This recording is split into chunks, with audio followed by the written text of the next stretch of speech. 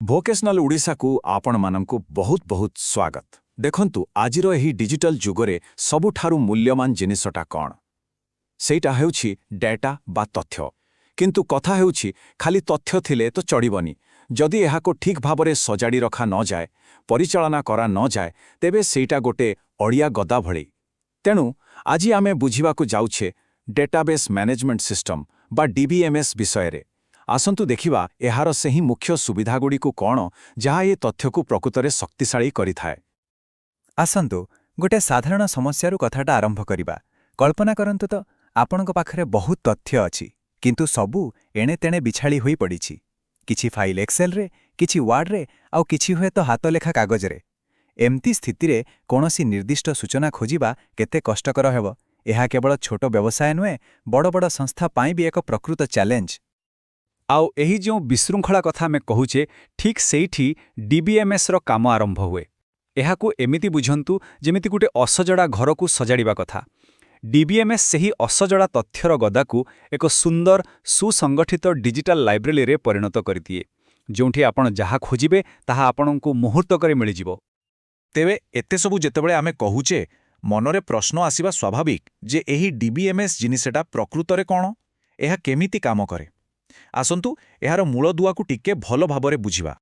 ସରଳ ଭାଷାରେ କହିଲେ DBMS ହେଉଛି ଏକ ସଫ୍ଟୱେର୍ ଯିଏ ଆପଣଙ୍କ ଡେଟାବେସ୍ର ମ୍ୟାନେଜର।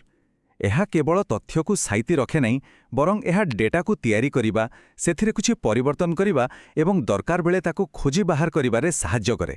ଏହା ଗୋଟେ ଡିଜିଟାଲ ଲାଇବ୍ରେରିଆନ ଭଳି ଯିଏ ଜାଣିଛି କେଉଁ ବହି କେଉଁଠି ଅଛି ଆଉ ତାକୁ କିଏ ନେଇପାରିବ। ତେବେ ଆଜିର ଆମର ଏହି ଆଲୋଚନାରେ ଆମେ DBMSର ଲାଭଗୁଡ଼ିକୁ କିଛି ମୁଖ୍ୟ ଭାଗରେ ବାଣ୍ଟି ଦେଇଛେ।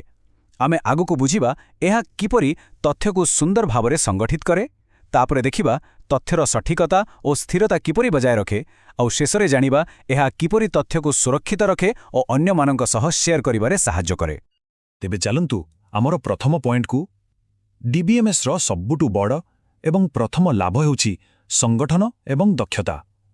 ମାନେ ଏହା କେମିତି ତଥ୍ୟକୁ ଏକ ଶୃଙ୍ଖଳିତ ଢଙ୍ଗରେ ସଜାଇ ରଖେ, ଯାହାଦ୍ୱାରା ଆମ କାମ ବହୁତ ସହଜ ଏବଂ ଦ୍ରୁତ ହୋଇଯାଏ। ଏହି ସଂଗଠନ ଏବଂ ଦକ୍ଷତା ଭିତରେ ମୁଖ୍ୟତଃ ଚାରିଟି କଥା ଆସେ। ପ୍ରଥମତଃ, ତଥ୍ୟକୁ ସୁସଂଗଠିତ ଭାବେ ଷ୍ଟୋର କରିବା। ଦ୍ୱିତୀୟରେ, ତଥ୍ୟ ବିଶ୍ଳେଷଣକୁ ସରଳ କରିବା। ତୃତୀୟରେ, ସାମଗ୍ରିକ ଭାବେ କାର୍ଯ୍ୟଦକ୍ଷତା ବଢ଼ାଇବା। ଏବଂ ଚତୁର୍ଥରେ, ତଥ୍ୟକୁ ସହଜରେ ସେୟାର କରିବା। ଆସନ୍ତୁ ଗୋଟି ଗୋଟି କରି ଏସବୁକୁ ବୁଝିବା। ଦେଖନ୍ତୁ, ପ୍ରଥମ କଥା ହେଲା ଷ୍ଟୋରେଜ। DBMSରେ ତଥ୍ୟଗୁଡ଼ିକୁ ଏଣେତେଣେ ପକାଇ ଦିଆଯାଏ ନାହିଁ। ଏହାକୁ ବହୁତ ସୁନ୍ଦର ଭାବରେ ଟେବୁଲ ଆକାରରେ ସଜାଇ ରଖାଯାଏ। ଏହାର ଫାଇଦା କ'ଣ? ଫାଇଦା ହେଉଛି ଯେତେବେଳେ ଆପଣଙ୍କୁ କୌଣସି ନିର୍ଦ୍ଦିଷ୍ଟ ସୂଚନା ଦରକାର ପଡ଼ିବ, ଆପଣ ଲକ୍ଷ ଲକ୍ଷ ରେକର୍ଡ ଭିତରେ ବି ତାକୁ ମାତ୍ର କିଛି ସେକେଣ୍ଡରେ ଖୋଜି ବାହାର କରିପାରିବେ। ଏହା କେବଳ ଆପଣଙ୍କ ସମୟ ବଞ୍ଚାଏ ନାହିଁ, ବରଂ କାମକୁ ବହୁତ ସହଜ କରିଦିଏ। ଆଉ ଯେତେବେଳେ ତଥ୍ୟ ସଜାଡ଼ି ହୋଇ ରହିଲା, ତାକୁ ବିଶ୍ଳେଷଣ କରିବା ମଧ୍ୟ ବହୁତ ସହଜ ହୋଇଯାଏ। ଆପଣ DBMSକୁ ସିଧାସଳଖ ପ୍ରଶ୍ନ ପଚାରିପାରିବେ, ଯେମିତିକି ଗତ ମାସରେ କେଉଁ ଜିନିଷଟି ସବୁଠୁ ଅଧିକ ବିକ୍ରି ହୋଇଛି, କିମ୍ବା କେଉଁ ସହରରେ ଆମର ସବୁଠୁ ଅଧିକ ଗ୍ରାହକ ଅଛନ୍ତି। ଏହିଭଳି ପ୍ରଶ୍ନର ଉତ୍ତର ଆପଣଙ୍କୁ ତୁରନ୍ତ ମିଳିଯିବ, ଯାହା ବ୍ୟବସାୟିକ ନିଷ୍ପତ୍ତି ନେବାରେ ବହୁତ ସାହାଯ୍ୟ କରେ। ଠିକ୍ ଅଛି, ତଥ୍ୟକୁ ତ ଆମେ ସଜାଇ ରଖିଦେଲେ, କିନ୍ତୁ କେବଳ ସଜାଇବା କ'ଣ ଯଥେଷ୍ଟ? ଆଦୌ ନୁହେଁ। ସେହି ତଥ୍ୟ ସଠିକ୍ ଏବଂ ନିର୍ଭରଯୋଗ୍ୟ ହେବା ନିହାତି ଜରୁରୀ। ଏକ ସଂଗଠିତ ସିଷ୍ଟମ ହିଁ ଏହି ବିଶ୍ୱାସର ମୂଳଦୁଆ। ଏହା ଉପରେ ଆମେ ଆହୁରି ଗଭୀରକୁ ଯିବା। କିନ୍ତୁ ଯଦି ଆପଣମାନଙ୍କୁ ଆମର ଏହି ପ୍ରୟାସ ଭଲ ଲାଗୁଛି, ତେବେ ଭୋକେସନାଲ ଓଡ଼ିଶାକୁ ସବସ୍କ୍ରାଇବ୍ କରିବାକୁ ଜମା ବି ଭୁଲିବେ ନାହିଁ। ଏଠି ଆମେ ଗୋଟେ ବହୁତ ବଡ଼ ସମସ୍ୟା ଆଉ ତାର ସମାଧାନ ଦେଖିପାରୁଛେ।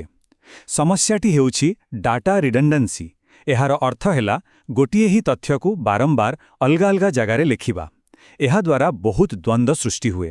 କିନ୍ତୁ DBMS ଏହି ଅନାବଶ୍ୟକ ପୁନରାବୃତ୍ତିକୁ ରୋକିଥାଏ ଏବଂ ତଥ୍ୟରେ ସ୍ଥିରତା ଆଣିଥାଏ।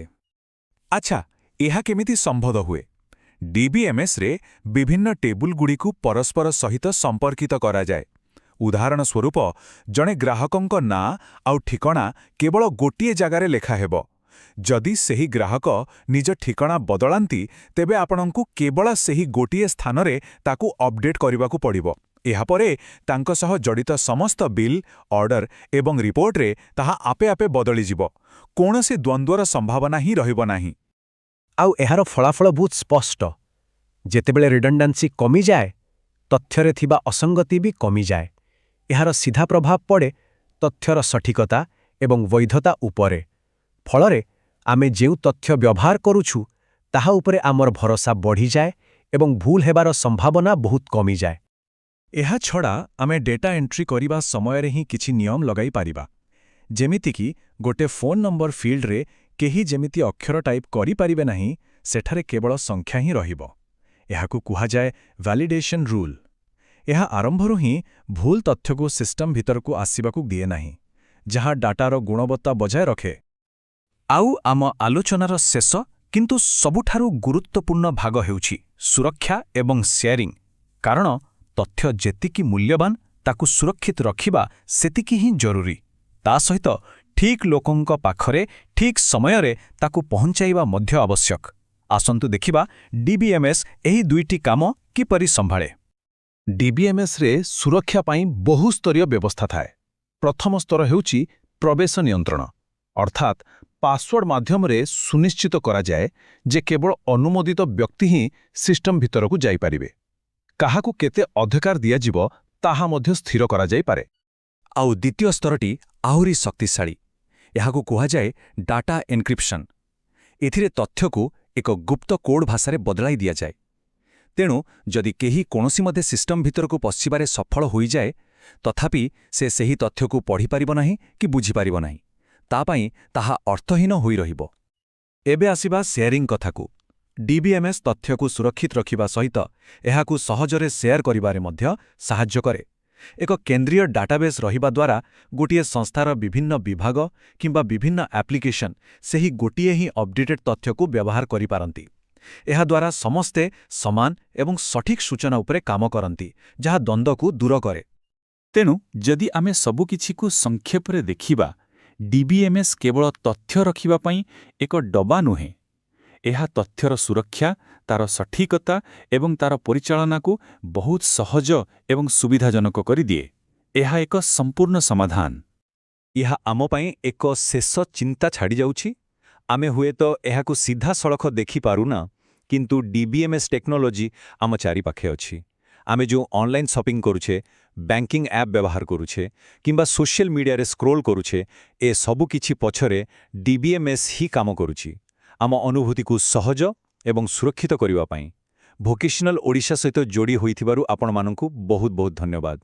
ଆଗାମୀ ଏଭଳି ଆଲୋଚନା ପାଇଁ ଆମ ଚ୍ୟାନେଲକୁ ନିଶ୍ଚୟ ସବସ୍କ୍ରାଇବ୍ କରନ୍ତୁ।